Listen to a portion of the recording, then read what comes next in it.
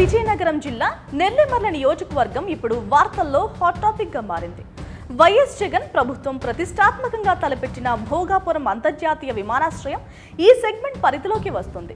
గతంలో ఉన్న సతివాడ, భోగాపురం నియోజకవర్గాలు రద్దై వాటి స్థానంలో నెల్లిమర్ల ఏర్పడింది. గతంలో ఉన్న భోగాపురం అసెంబ్లీ నియోజకవర్గం టీడీపీకి కంచుకోట.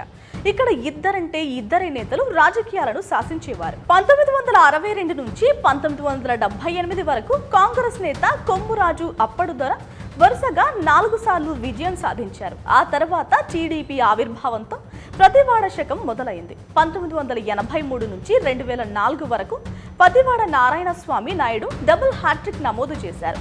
అనంతరం 2019లో వైసీపీ తరపున అప్పలనాయుడు విజయం సాధించారు.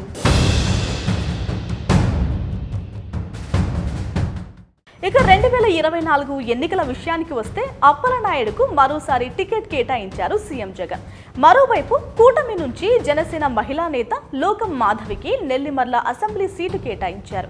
మొత్తంగా చూస్తే సంక్షేమ పాలనను అప్పలనాయుడు నమ్ముకున్నారు. టీడీపీ, జనసేన, బీజేపీ కూటమి నుంచి జనసేన నెల్లిమర్ల స్థానాన్ని దక్కించుకుంది. లోకం మాధవిని అభ్యర్థిగా ప్రకటించారు పవన్ కళ్యాణ్. అయితే నెల్లిమర్ల టికెట్ పై ఆశలు పెట్టుకున్న టీడీపీ నేతలు మాధవికి సరిగా సహకరించడం లేదనే వార్తలు కూడా ఉన్నాయి.